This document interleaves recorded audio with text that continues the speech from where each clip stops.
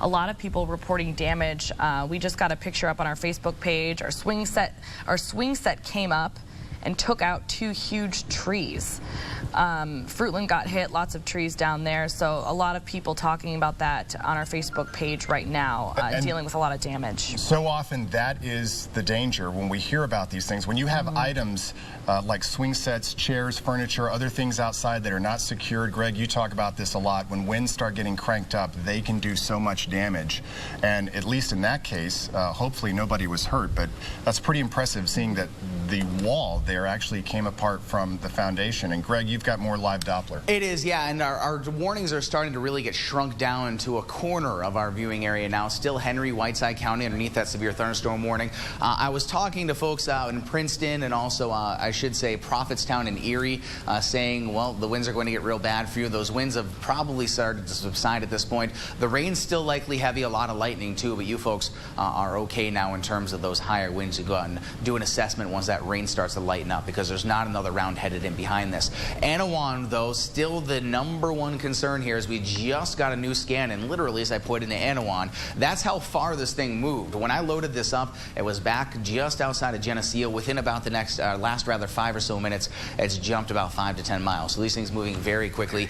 Anawan, the winds are likely picking up very quickly here, and these are going to gust up to 60, maybe even 70 miles per hour in some cases, like we saw in Clinton, over about the next 5 to 10 minutes. Then you're going to transition to heavy rain like everyone else, and then you're going to transition to relatively dry weather and a quiet period here for late this morning and into this afternoon before we have the potential to kick up some more scattered showers and thunderstorms later on today, guys. And we just got a tweet from Mid-American Energy saying high winds and heavy rain left many in the dark in central Iowa overnight. The Des Moines area, last time I checked just a minute or so ago, they had 30,000 customers in the Des Moines area without power. So now that is visiting us, the Quad Cities area. Mid-American is saying, please be patient. Their crews are working nonstop to get all the power back on. Most importantly right now, though, this is where we're sitting. We've got the tornado watch that you're showing us now there, Greg. And as we speak, there is a severe thunderstorm warning for multiple counties in our area, including Scott, Rock Island, Clinton, Carroll, Whiteside County. They're all under severe thunderstorm warnings right now. They're still there were watched. They just got canceled. The watch was quick. canceled. Yeah, they just like literally within the last couple of seconds. Okay. So the only people underneath the severe thunderstorm warning right now are Carroll, Henry, Whiteside counties, and that's for about the next 5 or so minutes. Now, early this morning, we have reporters out in the field. Danielle McCarthy is one of them with a live report for us on some damage that she's been seeing across the area.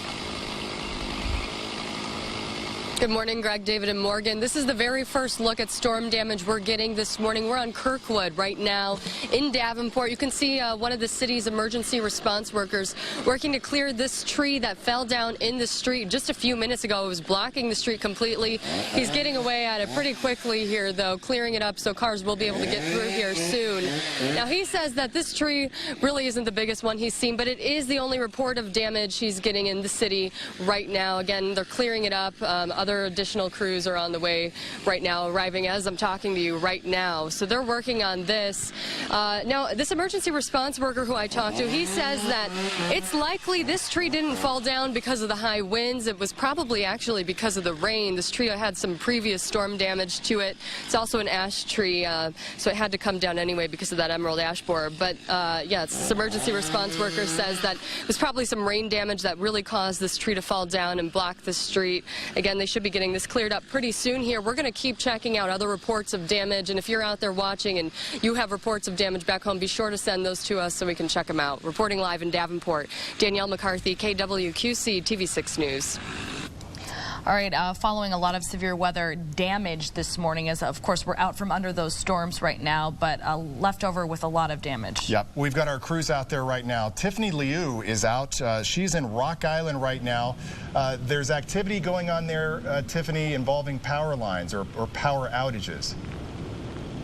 That's right, David. We are on the 1700 block of 23rd Avenue here in Rock Island, and Mid-American crews were out here. They were actually working on 2 power lines as far as I could see, but they're actually leaving right now. The power was out just about 5 minutes ago, but it came back on. It looks like there's no other damage to this neighborhood area. A couple of trash cans down, but that's as far as I can see. And that's all that there is here. It looks like they're heading to another destination to probably fix some other power lines, as we got reports that there were a couple other ones down as well. We're here live in Rock Island. Tiffany Liu, KWQC TV6 News. And Tiffany, when you were driving over there, what kind of damage did you see as you were en route along the side of the road? You know, we didn't actually see too much damage alongside the road. There were some people at the 7-Eleven down the street on 23rd Avenue. They were standing outside because they're out of power and they really can't do any work with that. But otherwise, there wasn't much damage that we saw on the way here. Okay, so definitely the focus of the issues there in Rock Island, at least where Tiffany is, are those power outages. And we can tell you at this point, Illinois Quad Cities, more than 1,700 people are without power. So crews, as you saw there right behind Tiffany, lights flashing, they're working to hit power line after power line and make sure that everything is fixed for this morning. And little by little, they're going to make it happen. But we just want to let everybody know there is a lot of you. There are a lot of you out there without power this morning. And we've actually seen the numbers going up and down. For example, yes. Just now, when I refresh the Mid-American page, now they're showing that there's been power back on for a number of customers, several hundred customers. But part of the issue that we have this morning, we're getting all these pictures showing power lines on trees and things like that, trees that are unstable. So this could continue to contribute to fluctuating numbers. But the latest that we have right there, about 1,800 in the Illinois QC without power. That's Mid-American.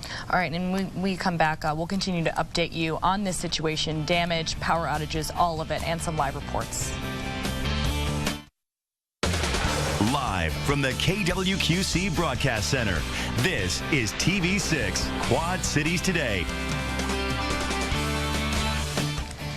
Here's a live look at our Doppler radar this morning, looking a little bit less messy than it did around 3:30 all the way through about 4:30 this morning. We were under a tornado watch earlier in the Quad Cities Metro, and of course a severe thunderstorm warning as it moved toward the east. Now we're just getting damage reports. It's been a very active morning. Some people have been up since about 3:30 this morning because that's when Scott and Rock Island counties were both under a tornado warning. A lot of people were woken up this morning by sirens. A lot of people were woken up by their smartphones getting an alert there.